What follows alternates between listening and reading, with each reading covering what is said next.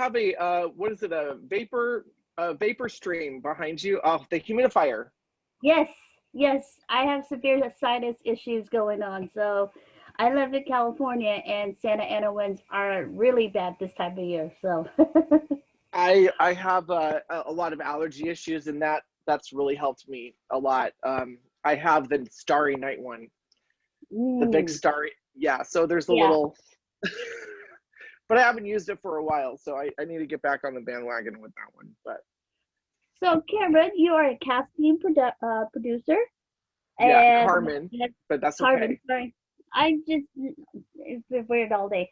So You're tell me about fine. yourself. Tell me about yourself. Well, I mean, where should we start, Michelle? Because I'm just getting to know you as well. Well, up to you. Where do you want to start? Well, I mean, I've been here in Los Angeles for I think we've just hit the mark at oh, 13 year 14 13 years 13. You're from Los Angeles as well? Yes, I have not born and raised in Los Angeles. I was born in Arizona, but I lived out here all my life, so South Bay. Oh my Carson. God, I love Scottsdale, Arizona. One, I haven't never been there officially. So Okay.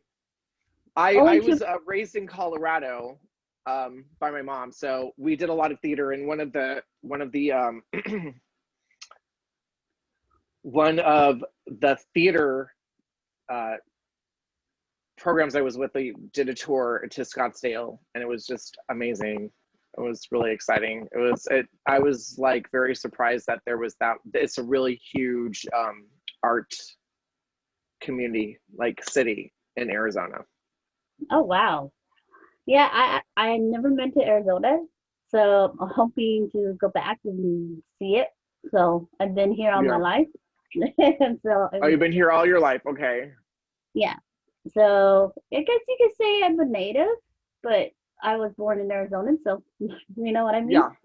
Yeah, I understand. Well, look, I was born in San Francisco. I mean, I barely even been there, but my mom used to fly me there a lot when I was a kid too. So, but yeah, I mean, to stay in San Francisco and actually have had like enough knowledge of the city and stuff, like I don't. But I've been there once or twice as an adult, and that's that's it. And it's only up the road. I mean, a few hours, Yeah. whatever.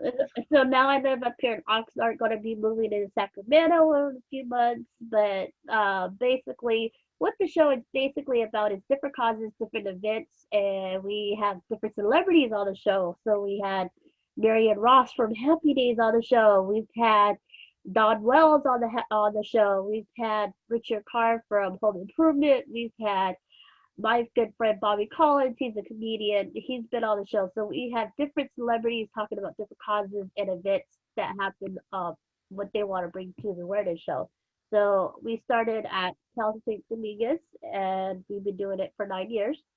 And I have a team behind me, so they help me out and we help each other out. So I've done some research on you, and I've heard a little bit about your, and I'm very, very happy to be on here with you today for sure. So thank thank you. you, thank you. So tell me about yourself. What do you do?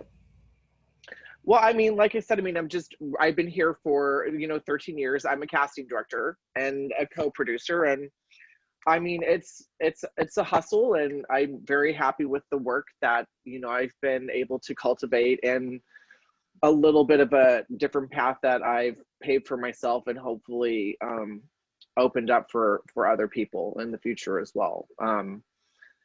Uh, just a advocate for artists all around, performing artists, and for developing, a really interesting new work and whatever aspects come along, Same like here. I mean, we advocate for those who have a voice and want to make it broader. You know, you know, get their names out there. Right now, we're talking about the pandemic and how people are staying at home when people who have high risk, not going anywhere. So right Mhm. now, I'm doing more advocating for podcasting and trying to get people to get their shots on time and not, because right now in California, we have a lot of people with disabilities who are at high risk that cannot get the shots. So we're trying to get the governor to make it our next step, our next priority for people with disabilities who have high risk uh immune. You know what I mean? If that makes Well, sense. actually, I'm not a person with disabilities, PWD, but I do have underlying conditions, and so I'm definitely at that top of that high category. Yes. Um, and through COVID, I mean, I've had to stay home. I am working on two projects right now, but yeah, that's a major part of it. You know, getting out. I mean, I do worry about that. I mean, it's what are you gonna So say? how are you doing with all this pandemic and COVID? All staying at home. I know you like to go out, you have fun, but right now we're like sticking at home, and that's where we're at. Hmm.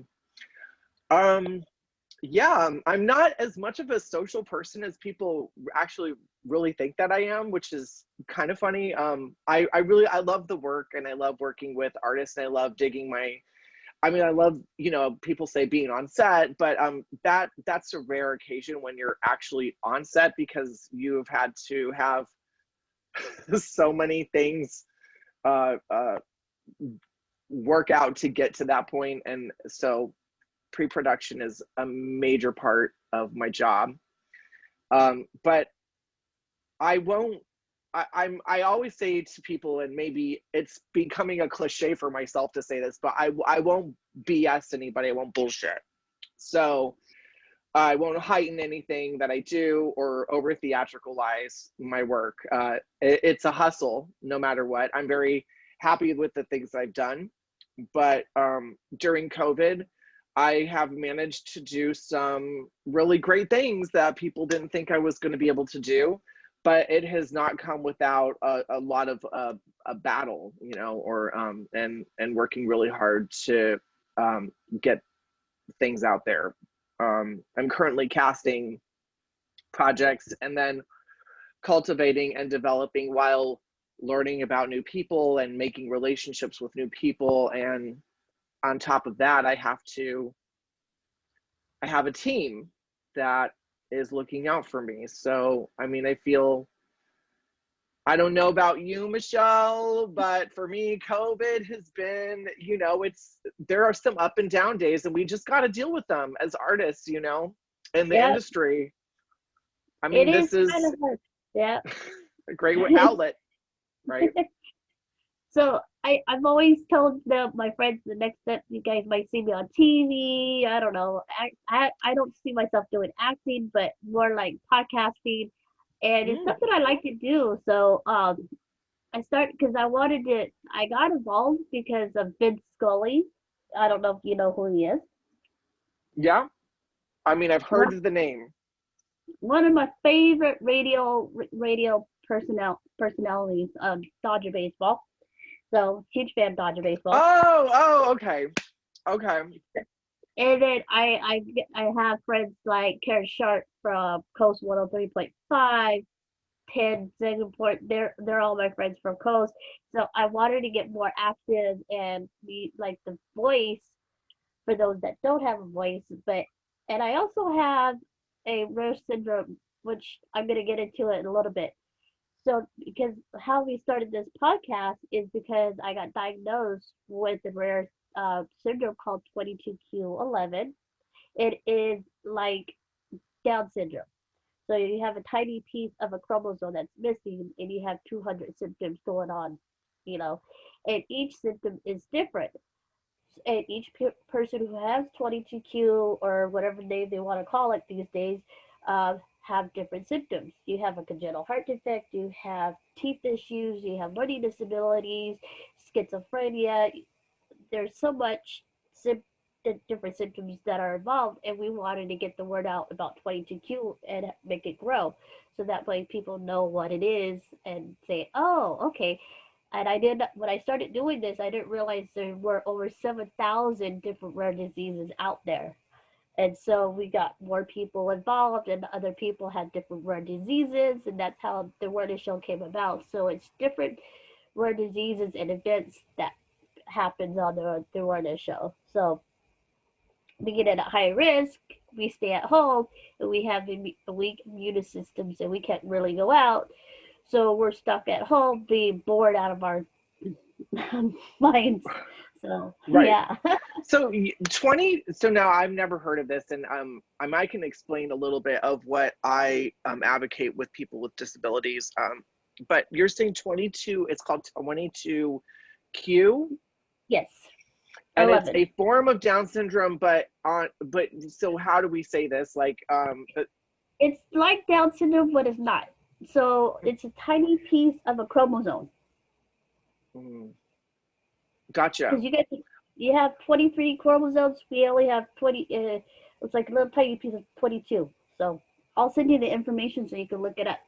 Yeah, because that's, I mean, that's really interesting, and I I always walk into every situation completely an open book. Like I'm not going to act like I know something when I don't, but that is something I've never heard of before at all. You know, It was still no very one's ever new. said anything about this to me ever. This is the first time I'm hearing about it.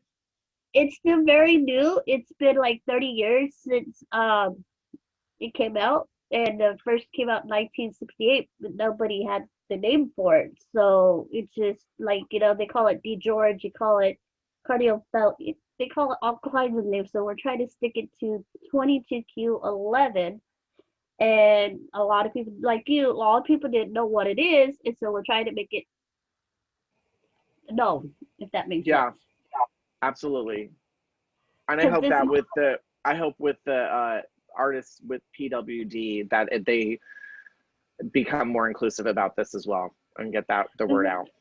we want to get like a TV show or a talk show about it, but I'm like, I think I'll stick with the podcast so that way people can Google it and get As more, long as it's not scripted and they're trying to infuse drama, so you know how that works out.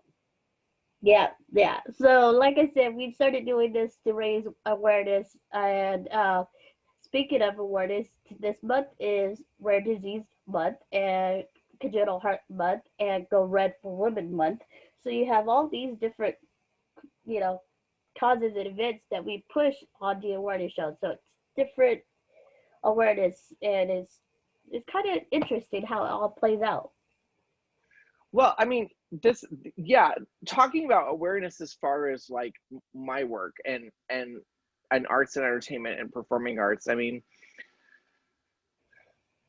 I have to be careful of what I'm saying here, but I was raised and by a single mother from France. She's an immigrant, and never was it a conversation between us or any sort of like I was never raised with the idea that people were different in a negative Right, way. Like right, never, I mean, people are different, but that no one is in no one is divided. So there was right, always this, I mean, my father had passed away, so it was just my mom raising me. She was playing two plus three parents, four parents, whatever. Try raising me, I'm sure was, I'm multiple. I'm like three kids in one. So, but she never taught me any of that. And I never, even though, I mean, like, look, I see color, I see ethnicity, I see disability. So it's not like it's it's not like that. right, It's just the fact that um, I I mean, it never was a conversation of that anybody is lesser than. It was always more equal to. And my own journey, which I will not talk about because it's not really important, but I had my own difficulties being raised and growing up, and it was a lot to break through. And I'm lucky to be here today and being able to even discuss any of it. When it came to people with disabilities, in theater especially, there people were everywhere, and it wasn't just they were everywhere, we were everywhere. People were everywhere, and we were always integrating ourselves with any of it. And I really noticed a huge divide when I came to Hollywood, because I will have to give credit to theater and to my mom and to being bring up that yes, I understand there is racism. I'm not saying there's not racism or homophobia or, anti-Semitism or anything like that. That's not what it is. I can only speak for myself and for how I am. I can't speak for any other group.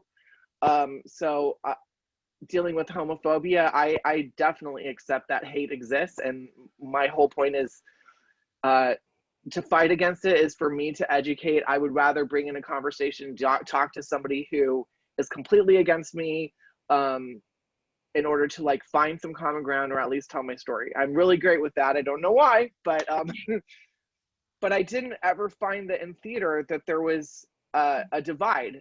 I mean, we Right. were always accepting of so many different people, especially Chicago. I mean, their doors are open, you Right. know. And I found it when I moved to LA. Female directors like were a thing, or not a thing. People with disabilities. Going from, there was a point where it was, oh God, it wasn't black, white, mulatto. It was ambiguous. Is that what it is? Ambiguous. I I was think like, so for really? sure. Ambiguous, casting people who are ambiguous, like, I'm like, and that's a word that I only really discovered here in Los Angeles. And so it all seemed a little bit backwards and backpedaling everything that I've known in my entire career. Why is it a conversation now that women should be directors? What is ambiguous mean? What do you want when you're asking for someone to speak more urban? Like, this was not anything that was a conversation in my past. And so I felt that I was fighting a lot of these issues with myself, not with other people, but with the I had trouble. I had a problem with that with myself. Right. So now I feel like at this point I'm able to, I hate to say pick and choose, but be a little bit more vocal with my experience of setting down some ground rules and what I will and what I will not do, or at least asking people to be open to certain aspects of the casting and co-producing nature, and um, allowing at least the opportunity for people to compete or try, or for us to be more open. I want that to be open. I think people with disabilities don't have to be called out in a role. So I have cast a few times, and a couple times where it's transgender, person with disabilities, name it. I mean, over a woman over the age of 40, without constantly making that like the marker, like, and the value of that, like having to explain it, like go back, there's always like going, or casting a minority or someone of ethnicity or a foreign language, without having to go back and explain why they are there. Just like, let's accept the person's there and move on with the character and the story and the dialogue. And I think that's what's important. And instead of checking off boxes like you're on an Excel spreadsheet. And that's sort of my mission, as well as I getting a lot of Chicago actors work, because I love Chicago. It was always a mission of mine. But I think my mission of mine is inclusivity and equality, and really giving people a voice, instead of just feeling that they're a puppet. So what if I were to pursue acting, would you like, I don't know. I was thinking about doing that at one point, but I'm kind of like scared, but not scared, but maybe like a small part. What, you're scared of being an actor? It's a Yeah, scary journey. yeah, yeah. It I is a never scary, thought and much. I've heard your interviews with other people in the past. They've had a lot of influence, and Yes, in different areas. I guess I could answer what's the question here? What is it like to pursue a career as an actor? yeah, Okay. Well, that's a very common question, and it's an important question because that's what everybody wants to know. Um, Listen, it's, first of all, it is really, is that your heart saying that? Is that your passion? Are you waking up? Are you going to bed? Are you living every single day knowing you can't do anything else except for being an actor? And we've heard that before with so many people, but it is a really important question to ask yourself. And then the other thing is training and materials, like, what you're doing right now, podcasting, that's an exercise in performance, you know? Yeah. What I'm Listen, doing being with you is an exercise in communication. So being an actor is about communication. And I think it's important to know where you stand on that issue. Are you able to communicate and be on a platform with other people watching you? I think I can. And see, the thing is, I would like to have see something in the future, like having 22Q on Netflix or maybe on Amazon or something like that, and see see get more people out there. Like the what was it, that one movie documentary that I saw, Crip Cap. I don't know if you've ever seen it. What's it called? Uh, Crip Cap. I forgot. I have to send it to you, but it's on Netflix. Yeah, send it to me. Wait, And so something camp you? Oh, wait a minute. Not, there was a deaf one on Netflix, but that's not the one, right? is it no Crip Cap, CRIP Cap. But I have to send it to you. But something along the line like that. But I want to do like a documentary of 22Q and how other people how other people are doing different things besides uh in their normal box. Some of them are dancers, some of them are artists. I want to have that atmosphere and show how what other people can do with their life. Because a lot of Right. people have eating tubes, they have surgeries. I'm coming up on another surgery myself at the end of February. So these people have multiple surgeries. They've had, you know, problems breathing, lack of oxygen that went to the brain. And so I just want to make Wow. sure people are aware of that, say, hey, this is what 22Q is. But they live outside of their box. They're doing other things like podcasting. They're, acting. My friend is an actor. She's going to be an actress, and so she has 22Q, and so you know what I mean. There Different is people this have. acting, really incredible acting. It's called Performing Arts Studio West. And if people can take a look at that. Um, and like I went and did a seminar for them once. I would gladly do it again, for free, of course. But so it's founded in 1998, and it's hand-on individualized training, career management. I'm reading off of their website, but they're so great. On location support for performers with intellectual disabilities working in film, television, and commercials. So they have Oh, a training program. Um, and so I've heard different variations of this, and I'm not a professional, so I'm just being careful of my words, but I've heard spectrum and rainbow. So either on different types of the spectrum or different areas of the rainbow. So whichever one is that you gravitate towards in those two, because but so they're affiliated arts programs. So they are, I think one of their locations is South LA. okay. And I highly recommend for people to just, even if you're not a person with disability, to look into this studio, Performing Arts Studio West. I think for all of us to, understand where where people are coming from and the different type of organizations that are out there.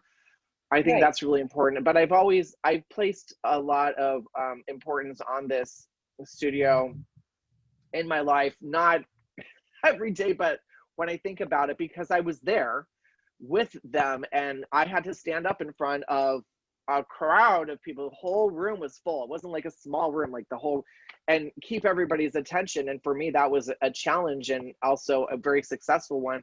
But realizing when I was in there, this is not about me at all. As a matter of fact, it became less about me having been there and met these people than ever before. It really touched my heart. And because of that, I advocated for people, and I got one of those actors hired on one of my projects, which I was very Wow. happy about. And yeah, I mean, I really went there I didn't go there as like a casting workshop. I went there just to kind of like help people and get people on stage and do some readings and feedback.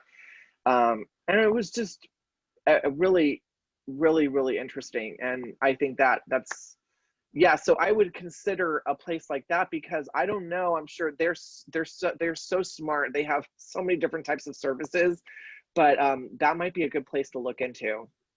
Okay. Well, I did bring this up for you. It is called Trip Cap Disability Revolution.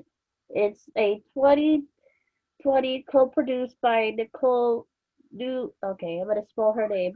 Newnham Newmanham and James L Oh, I E. see what you're saying. Uh-huh.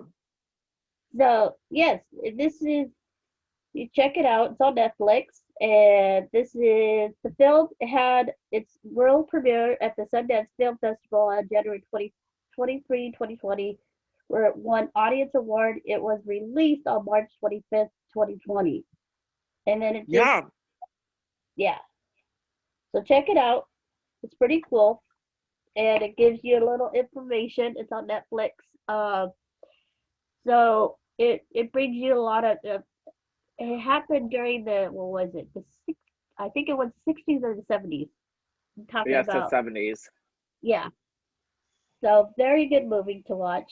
I recommend it for people who don't have a disability. Check it out. So, like I said, a lot of people here at the Yes. work. Yes. And so, like you said, I at the beginning I had nothing. I didn't know what I want to say on the show. My dad would be texting me, say something, say, and I froze and I didn't know what I want to say. Fast forward later, 9 years later, I'm still doing it. I broke away from KDHR. That's my home away from home. We were just a little studio back in Cal State Dominguez, and now I'm doing my remote access. I convert Zoom into MP3 formats that I posted on YouTube. So I'm able to do all that by myself without everybody helping me. So, which is kind of cool. So that's how a podcast came about.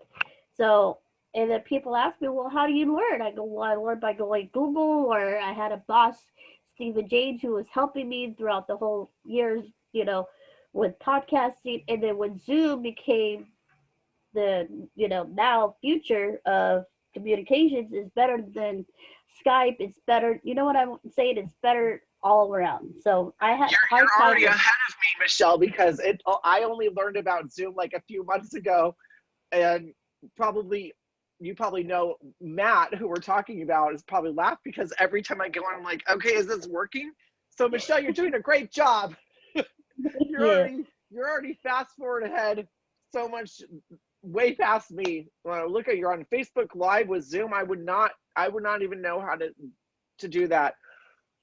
I'm laughing because I used to say this about people like who would say, I'm not good at technology. They're only good at casting. I'm like, oh no, I better start beefing up my game here because I'm going to become one of them saying, I'm good at casting, I'm not great with technology, but I'm still managing somehow. But you're doing great, Michelle.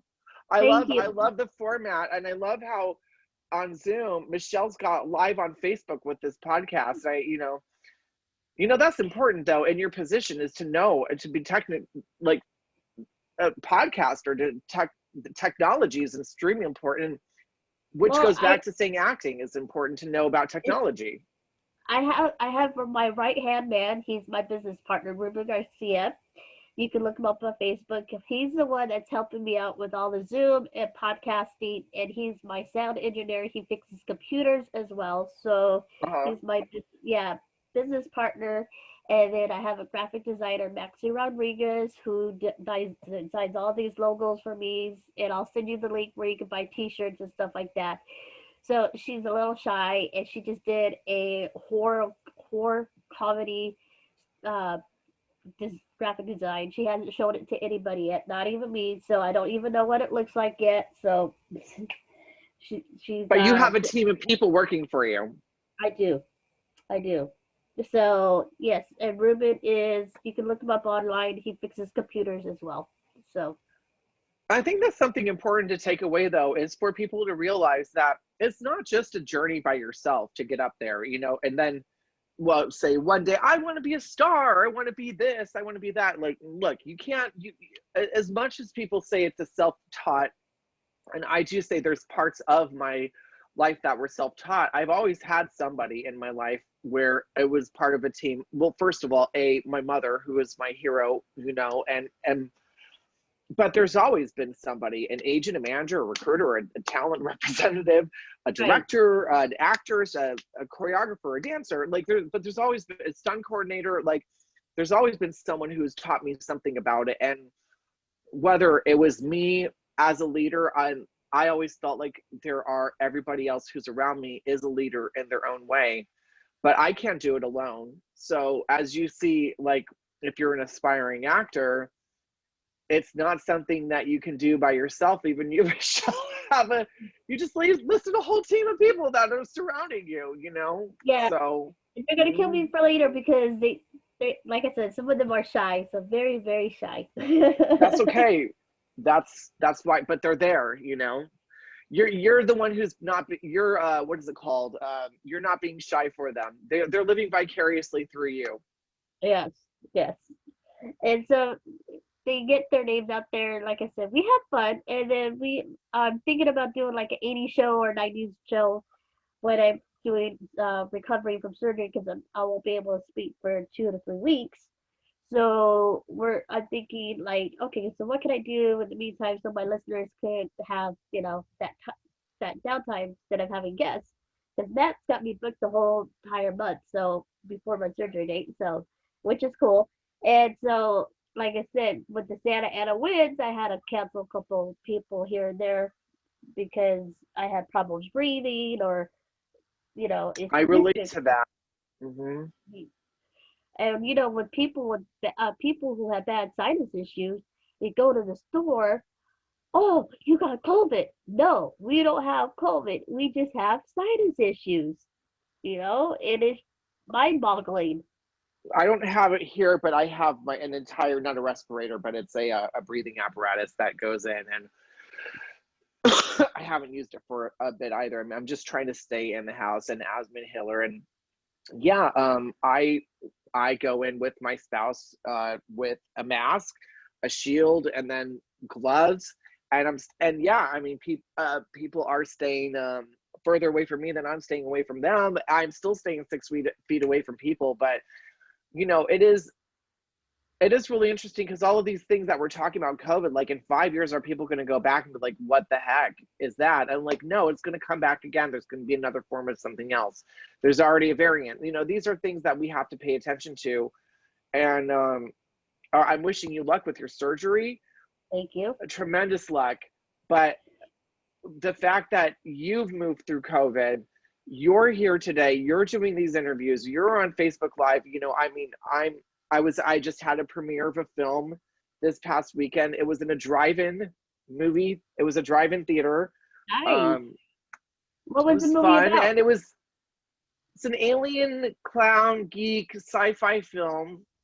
I cast with Richard Elfman, the director, and Danny Elfman from Nightmare Before Christmas, and so an Elfman family film with Bodie Elfman. George Wendt from Cheers. I cast Vern Troyer, Mini-Me from Austin Powers. Yeah, it's his last movie Nice. before he passed away. Rebecca Forsyth is in it. French Stewart, Steve G, Nick Novicki, and then like a great surrounding cast ensemble. Gilly Messer, Marco Parra, Andre Ing, Victor Chi, just a fabulous, amazing cast. So it's an aliens sci-fi comedy with the star cast, and it got to open at now I never thought during COVID there would be a film festival at all. Right now we're in Sundance, but it was a festival in the Valley at a drive-in. Um, Nice.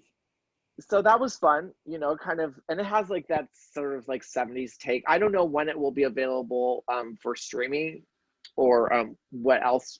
I know it'll get distribution, but during COVID, we have to figure out ways of being able to do film festivals. I know Sundance, I heard on NPR, has a whole virtual garden that's completely different from anything else, Yeah. but also when we're out of COVID, are we just going to shift back to where we were 2 years ago? And I don't know if that's the case. I think that once we're out of COVID, some of these things that we've implemented now are going to be longer lasting. I think so. Yeah. It'll be more awareness, to our health and to people health around. We'll see what happens. There's a Yeah, movie I don't. coming. I'm sorry. Go ahead. There's a movie coming out, Central Authority, that talks about the pandemic. I don't know if you heard about that, but I have. it's supposed to be coming out March or April. It's a horror comedy, so I'm looking forward to that, seeing that. So With Kristen West directed, and she also yes, stars in it. Yes, and I'm very very excited to see that come out. My movie Aliens Clowns and Geeks has nothing to do with the pandemic at all, but I can tell Kristen very scared of that evil eye that's on her film. Um, that's the and she's a brilliant artist, and people like that too. That I mean, she knows so much about online social media uh, and also Matt about this stuff.